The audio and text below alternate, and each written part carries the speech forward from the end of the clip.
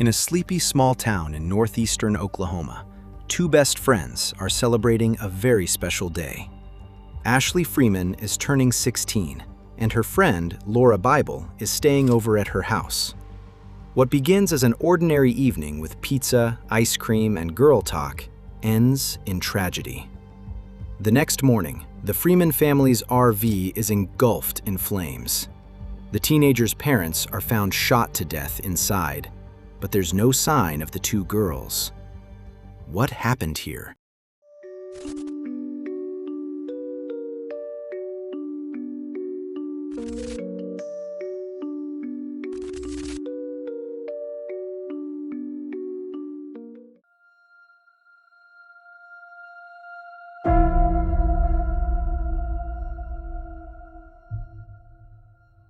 The town of Welch is located about 100 miles northeast of Tulsa, Oklahoma, in the heart of Craig County. In 1999, only about 600 people lived here. The residents are close-knit, support one another, and nothing particularly exciting ever happens in this small village. Ashley Freeman and Lauria Bible grew up together. The two have known each other since kindergarten. They're best friends and almost like sisters. Ashley is athletic and plays on the school basketball team. Lauria is a cheerleader and cheers Ashley on at every game. The two spend almost every day together and often have sleepovers. Their parents also know each other well and occasionally get together for barbecues or school events. The girls are practically part of each other's families. On December 29, 1999, Ashley turns 16. Of course, it goes without saying that Lauria will be spending the night at her best friend's house. Ashley lives with her parents, Katie and Danny Freeman, in a secluded trailer outside Welch. Lauria's father, Jay, knows the Freemans well and has no problem with his daughter spending the night there. He simply asks her to be back home around noon the next day. Lauria says goodbye to him with the words, "I love you," and sets off. That evening, the girls celebrate together with Ashley's boyfriend, Jeremy. There's pizza, ice cream, and the typical teenage small talk.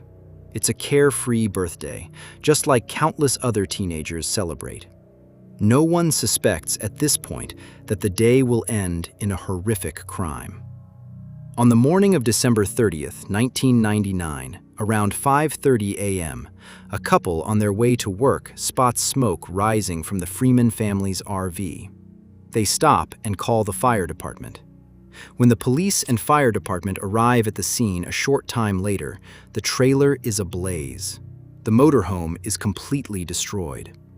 Lauria's car is still in the driveway, making it clear that she, too, must have been there. The fire department begins extinguishing the fire, and the police secure the area. A body is found while searching through the rubble. The officers notify the Bible family. Jay and Laureen Bible rush to the scene and are forced to watch helplessly as investigators recover the charred remains. Shortly thereafter, it becomes known that the deceased is not Lauria, but Katie Freeman. The medical examiner identifies her by her wedding ring. It also quickly becomes clear that she did not die in the fire. Katie was shot in the back of the head at close range with a shotgun. The waterbed in the trailer had burst due to the heat and had extinguished parts of the fire, leaving her body relatively well preserved. There is still no sign of Ashley's father, Danny Freeman, Ashley herself, or Lauria.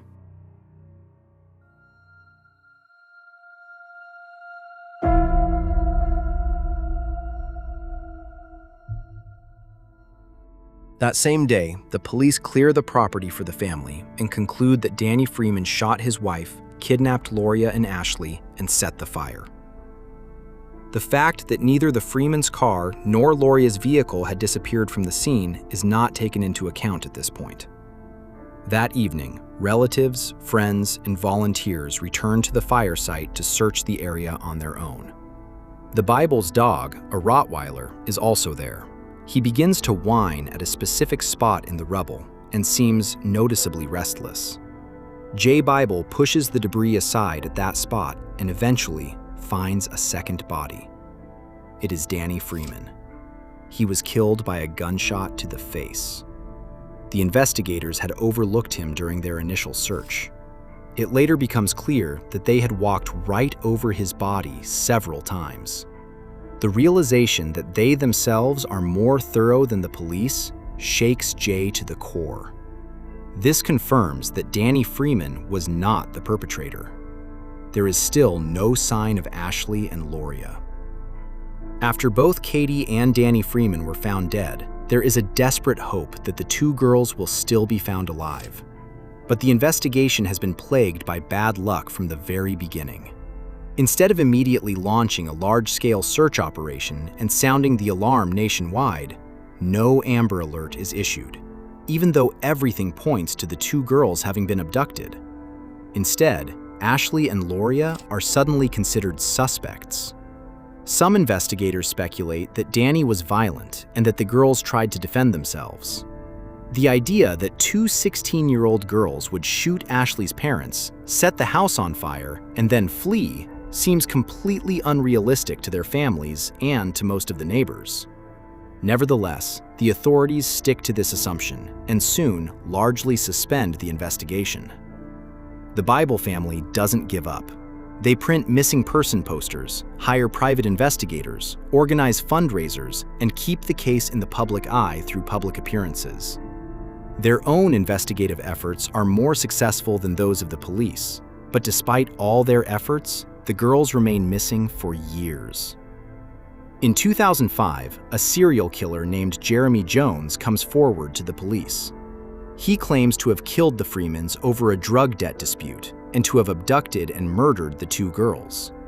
At this point, Jones is already in prison in Alabama for a similar crime. He claims to have set the RV on fire and disposed of the girls' bodies near Galena, Kansas. He specifies a precise location in a remote wooded area. The police take the confession seriously. Under the supervision of Jay and Laureen Bible, they search the area. Despite an intensive search, nothing is found. Soon afterward, Jones recants his confession. He likely made it only to gain privileges in prison. Despite everything, Jay and Laureen Bible do not give up. The 1999 Christmas tree remains standing in their home for years. They hope that Lauria will one day return to take down the decorations with them. It wasn't until 2005 that it was finally taken down because it was falling apart, but they still didn't give up. In 2010, they officially declared Lauria dead, hoping this would trigger a new investigation. In 2011, a new lead emerged. Several witnesses reported seeing two dark-colored vehicles at the crime scene.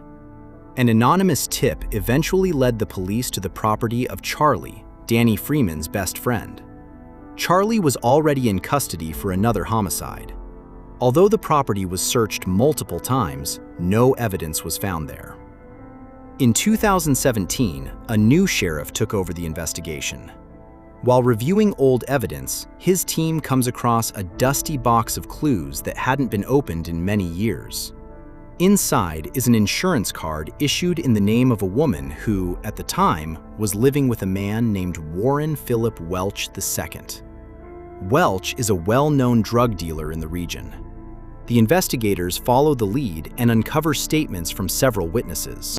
According to the report, Welch, his accomplice David Pennington, and Ronnie Dean Busick were allegedly involved in the crime. They apparently murdered the Freemans over a botched drug deal and abducted the girls. According to witness accounts, Gloria and Ashley were held captive for several days in a trailer where they were severely abused and ultimately killed.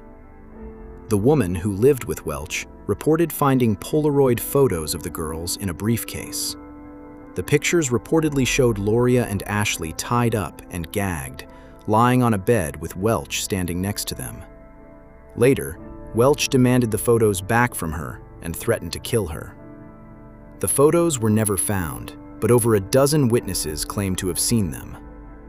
Welch died in 2007, and his accomplice, Pennington, in 2015. Only Busick is still alive. He was arrested in 2018 and sentenced in 2020 to 15 years in prison for aiding and abetting murder. He must serve 10 of those years. In May 2023, Busick was released early after serving only 38 months. The Bible family is stunned, and public outrage is widespread. In response, the Lauria and Ashley's Law Bill is introduced. It stipulates that people convicted of aiding and abetting murder must serve at least 85% of their sentence before they can be released on parole. To this day, there is still no trace of the girls' bodies. Search efforts continue in old mine shafts, wells, and basements, but all efforts have so far been unsuccessful.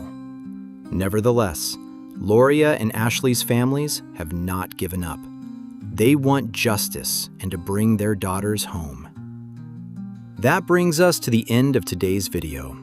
The investigative errors in this case are truly frustrating, as the girls might have been found already if not for them. In the end, there were a dozen witnesses who claimed to have seen the Polaroid photos, and yet no one ever said anything. And even beyond that, the evidence in the case is simply very scarce. What about Ashley's boyfriend, Jeremy? Was he ever questioned? Is there any information he provided? None of this is really known, and it truly baffles me. How can an investigation be conducted so poorly? And how is it possible that there's so little information, given that the family has been researching this for so long, and the police have also been working on the case for so long? Feel free to share your thoughts in the comments. That also helps support this channel. Other than that, there isn't much more to say. I hope you're having a good morning, afternoon, or evening, whichever time you're watching this video. Otherwise, I hope to see you again in the next video. Until then, ciao everyone.